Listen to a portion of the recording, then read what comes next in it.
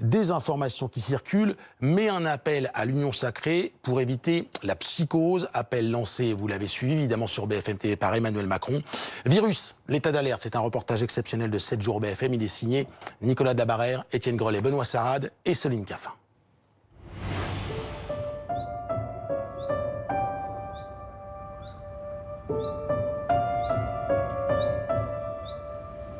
C'est encore le calme avant la tempête annoncée.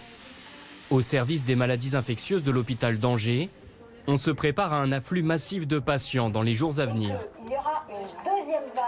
Premier changement visible ici au fond du couloir, l'installation de cette bâche étanche, comme un sas pour séparer les chambres du reste du service. Ici, 30 lits, dont 28 sont occupés par des patients atteints ou suspects de coronavirus. Le service n'est pas encore saturé, mais le docteur Dubé sait que ça ne saurait tarder. On est formé à la mise en place de toutes les réponses à des infections comme ça. Après, celle-ci, elle est vraiment d'une intensité inédite. Elle explose toutes les autres en termes de nombre de sujets, en termes de diffusion mondiale également. Donc c'est vrai qu'on a beau être formé, on reste quand même très étonné par l'ampleur de ce phénomène. Le professeur Vincent Dubé est, comme de nombreux infectiologues, surpris par la capacité de transmission du virus. Un risque qui complique considérablement la tâche des personnels soignants. Pour chaque visite, le protocole est très précis. Ça alourdit considérablement la charge en soins. Il faut vraiment bien planifier les soins.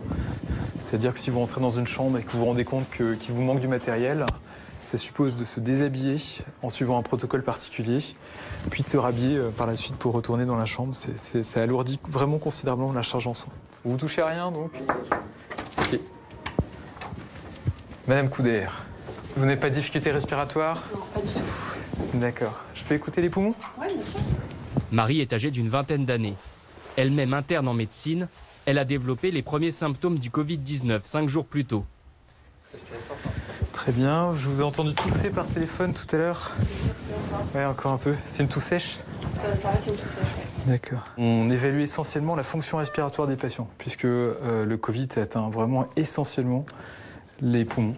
Et donc, ce qu'on va rechercher quotidiennement, c'est des difficultés respiratoires. Donc, typiquement, les gens qui ont un Covid peuvent s'aggraver 7 à 10 jours après le début des signes. Après les premiers signes, la première toux, la première fièvre, il faut vraiment être vigilant à la fin de la première semaine. Ça va plutôt mieux là ou c'est... J'ai l'impression que c'est toujours pareil. Toujours pareil. La fièvre en moins. D'accord. Donc il y avait de la fièvre initialement, par contre les signes respiratoires persistent, c'est ça. Marie, elle, n'a pas pour l'instant contracté de forme grave de la maladie. Mais aux premiers symptômes, en bonne professionnelle de santé, elle a suivi la démarche conseillée. Ça ne m'inquiète pas forcément plus que ça. La seule chose qui m'inquiéterait, c'est si tous les médecins étaient isolés comme moi. À savoir qu'on se poserait évidemment la question, notamment au vu de l'actualité en médecine, de comment est-ce qu'on pourrait se préparer à ce manque de personnel soignant. Pas du tout comme Marie a été hospitalisée pour éviter qu'elle ne transmette elle-même le virus.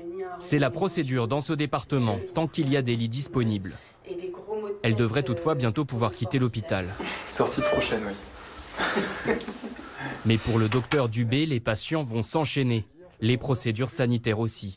En fait, on va essayer de se déshabiller en faisant en sorte que tout ce qui a pu être en contact avec le patient ou avec les objets dans la chambre ne soit pas en contact avec la peau. Et après, on frotte les mains une première fois, 30 secondes. Ça prend du temps. Mais l'intérêt de la friction hydroalcoolique par rapport au lavage des mains, c'est que c'est beaucoup plus rapide. Là, c'est 30 secondes, la friction hydroalcoolique, et un bon lavage de mains, c'est plus d'une minute. Et ça compte dans une journée de médecin? Vous le faites combien de fois par jour? Ça compte énormément. La friction hydroalcoolique, on le fait peut-être 50 fois par jour. Fin de la tournée, il est 20h passées ce jeudi. Et pendant que les hôpitaux attendent la vague avec inquiétude, le président de la République fait des annonces pour tenter d'endiguer la crise. Dès les jours à venir, un mécanisme exceptionnel et massif. Tu vas pouvoir aller voter. Ouais, mais t'allais voter, mais t'as pas le droit de mettre tes enfants à l'école à partir de Fermeture des crèches, des établissements scolaires, des universités. Recours massif au chômage partiel. Les mesures sont radicales, pour une crise aux conséquences chaque jour plus importantes.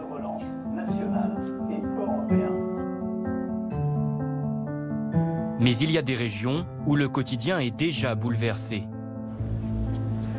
À 700 km d'Angers, Mulhouse, l'un des principaux foyers de l'épidémie. La ville et le département du Haut-Rhin sont en alerte de stade 2 renforcé. Depuis une semaine déjà, les crèches, écoles, collèges et lycées sont fermés. Les manifestations sportives interdites. Pour les transports en commun, le service est allégé. Mais ici, comme partout en France, les élections municipales sont maintenues. 50 000 électeurs appelés aux urnes dimanche dans 64 bureaux de vote.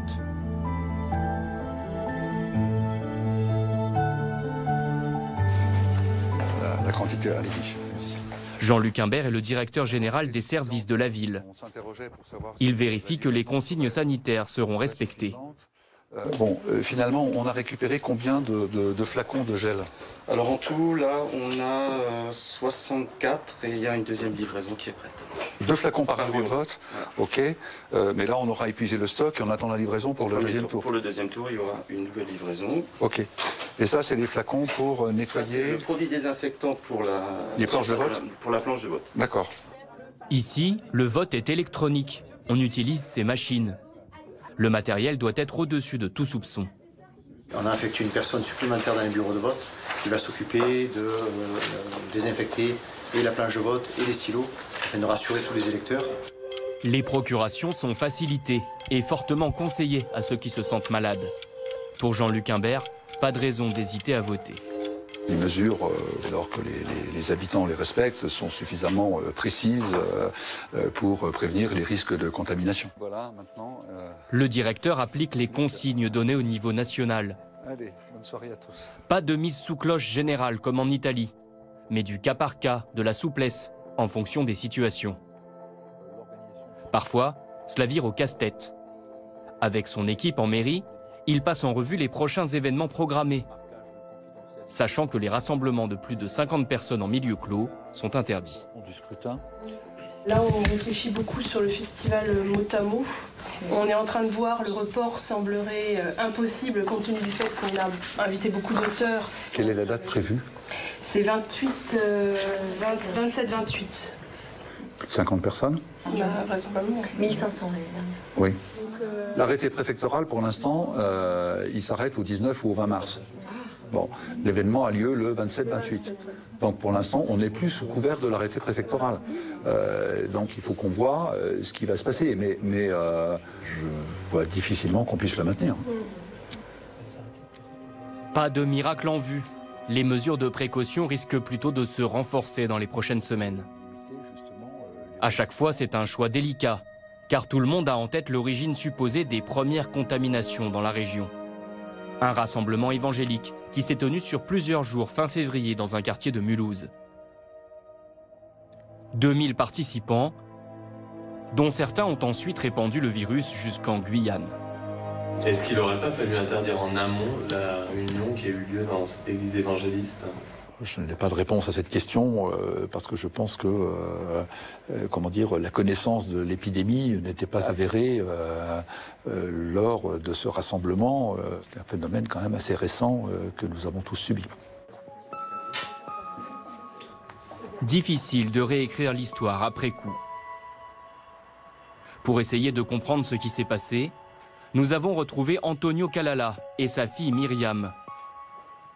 Ils ont participé à ce rassemblement religieux et ils sortent tout juste de plusieurs semaines très difficiles. Tu as beaucoup toussé. Myriam et Antonio ont eu jusqu'à 42 fièvres. Est-ce que vous aviez déjà été malade comme ça? Jamais. Jamais, je n'ai jamais fait des fortes fièvres comme ça pendant 10 jours, ça m'est jamais arrivé. Et je me suis jamais senti comme ça. Même si moi, l'année passée, j'avais la grippe, mais ce n'était pas comme ça. Tout indique qu'ils ont contracté le coronavirus, présent dans la foule ce jour-là. Il y avait beaucoup de monde. Vous étiez proches les uns des autres? Oui, on se rassemble, et puis en plus, souvent on se tient les mains, on prie ensemble. Et si vous vous connaissez plus, vous êtes plus proche, vous vous embrassez avec la personne. Au départ, son médecin pense à une grippe. Comme les symptômes durent, Antonio appelle le 15. On lui demande de se confiner chez lui pendant 14 jours. Mais à aucun moment, on ne leur proposera de faire le test de dépistage du coronavirus. Vous veulent juste avoir quelqu'un qui a des problèmes de respiration pour qu'il puisse faire les tests. Donc vous pouvez avoir des fièvres, vous pouvez avoir tout ce que vous avez. Si les symptômes ne correspondent pas seulement aux problèmes respiratoires, on vous dit que vous n'avez pas droit au test. Donc les tests, ils ne les font plus. Antonio aimerait en avoir le cœur net. Ce jour-là, il retourne donc voir son médecin. Le médecin, il m'a donné quelques examens à faire et puis la radio du poumon à faire. C'est de faire le bilan par rapport à ça. Bonjour. Venez, monsieur. Venez rentrer. Alors, comment ça va? Ça va? Ça va? Vous commencez à guérir un peu? Ouais. Alors, la radio est pas mal. Il n'y a pas de signe d'infection. Il n'y a pas de foyer. Voilà, donc ça, c'est déjà une bonne nouvelle. Vous mangez bien? J'avais perdu 8 kilos. 8 kilos, hein, ouais, c'est important. Hein. Là, ce qu'on est en train de chercher, on est sûr qu'il a fait une infection à corona, hein, c'est évident vu le contexte. Le problème chez lui, c'est que ça dure, hein, un peu plus de 15 jours, avec de la fièvre, une toux importante. Donc on était en train de voir s'il passait pas vers la forme grave. La forme grave, c'est des infections respiratoires très graves. Voilà. Venez, asseyez-vous là. Hop. L'auscultation est rassurante. Antonio a évité les complications. Ouais, 36, 9, 37, quoi. Donc vous n'avez plus de fièvre du tout. Mais le docteur Vogt regrette que ce patient, l'un des premiers contaminés, n'ait pas été suivi de plus près par les autorités sanitaires. Ouais. Et le docteur, comment expliquer qu'avec tous les symptômes qu'il avait, il n'ait pas été dépisté ou pris en charge? Je sais pas, je m'explique pas, je pense qu'il n'y avait pas de test à ce moment-là, mais vraiment c'était une bonne indication. C'est un monsieur qui a quand même 42 fièvres pendant une dizaine de jours, qui avait une toux productive. Je crois que ça aurait été intéressant quand même de documenter un peu le cas, quoi. Il est un peu en colère, son épouse aussi, je les comprends tout à fait, quoi. Voilà, exactement. Le médecin est d'autant plus amer qu'il est lui-même tombé malade, sans savoir de quoi il était atteint. Selon lui, le virus a été détecté trop tard dans la région. Il était ici à Mulhouse depuis 15 jours quand on s'en est rendu compte. On a perdu 15 jours. On vous a pas alerté, vous, en tant que... Non, bien sûr que non. Vous êtes en première ligne, l'ARS ne vous a pas dit... Et pire que ça, on n'avait aucun moyen de protection. On n'avait pas de masque à cette époque-là. On a consulté sans masque. J'ai continué à travailler, j'ai pris un Doliprane, j'ai aussi reposé un peu. Mais je me rends compte que j'ai contaminé ma famille, mes amis, mes proches, que j'ai transmis le virus aux gens qui venaient ici, dans mon cabinet. Je veux dire que c'est complètement idiot, quoi. C'est insensé, quoi. Aujourd'hui, il pense être immunisé. Et si besoin, il dispose de masques qu'il est allé chercher à l'hôpital de Mulhouse. Dans toute la France et dans ce département en particulier, les médecins généralistes sont en première ligne. Au revoir, bonne journée. Un thermomètre, là c'est essentiel de l'avoir avec soi. Avant de commencer sa garde, le docteur Triniszewski vérifie son sac médical. Du matériel habituel, mais aussi quelques outils supplémentaires. Là, il y a un sac d'urgence avec du matériel pour les détresses respiratoires, de l'oxygène et des masques pour pouvoir administrer de l'oxygène à un patient qui serait en difficulté respiratoire.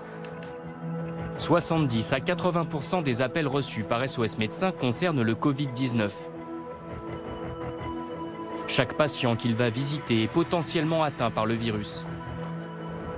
C'est le SAMU qui oriente ces visites, toutes dans un même secteur. Donc là, on va dans le quartier qui se trouve juste à côté du foyer initial de l'épidémie, puisque nous allons passer devant l'église dans laquelle s'est tenu le rassemblement. Bonjour, c'est le docteur. Bonsoir, docteur. Venez entrer.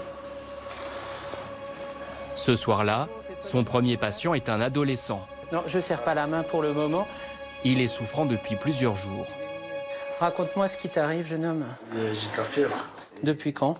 Depuis 3 jours. Depuis 3 jours. Sa température ne baisse pas. Il tousse.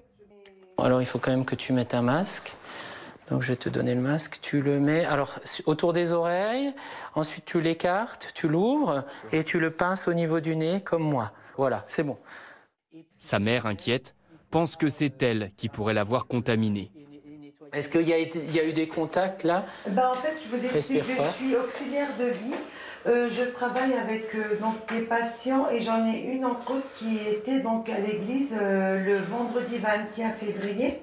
Votre fils, lui, il a des symptômes qui sont compatibles. Je ne peux pas vous dire si c'est juste une grippe ou si c'est effectivement le Covid. Ça, c'est impossible de le dire actuellement. Donc on est obligé de prendre des mesures de précaution. Il va falloir quand même qu'il fasse attention pour ne pas contaminer les autres au cas où c'est ça. D'accord? À Mulhouse, désormais, le test de dépistage ne se fait plus que sur les patients hospitalisés. Bonne continuation, bon courage. Merci à vous. Bonne soirée. Merci. Le médecin repart en laissant pour seule ordonnance des indications d'hygiène. En chemin vers son prochain patient, il se confie. Le Covid-19 a un impact fort sur sa vie. Potentiellement confronté au virus, il doit lui aussi respecter les consignes de précaution. En rentrant chez moi, systématiquement, j'enlève mes habits, je me change. Je ne fais plus de câlins à mes enfants en ce moment. On respecte une petite distance de sécurité. On vit dans la même pièce. C'est pas la psychose non plus à la maison. Mais néanmoins, on ne va pas s'approcher de trop. Et actuellement, j'essaye de m'éloigner de mon environnement familial. Allez-y. Car c'est au sein des familles que le virus se propage le plus rapidement. Son patient est un bébé de 2 mois. Vous trouviez qu'elle avait du mal à respirer? Pas forcément trop de mal à respirer, mais... Qu'est-ce qui vous a fait appeler le 15 alors? Mulhouse est aussi malade de la psychose. Quand la fièvre a commencé à monter, ouais, c'est là que ça a commencé à m'inquiéter. La petite ne souffre que d'une rhinopharyngite. Mais il est vrai que les jeunes enfants ne présentent que peu de symptômes du Covid-19. Au revoir. La nuit est déjà bien avancée lorsque le médecin termine sa tournée. Le rythme des soignants est particulièrement soutenu depuis le début de l'épidémie.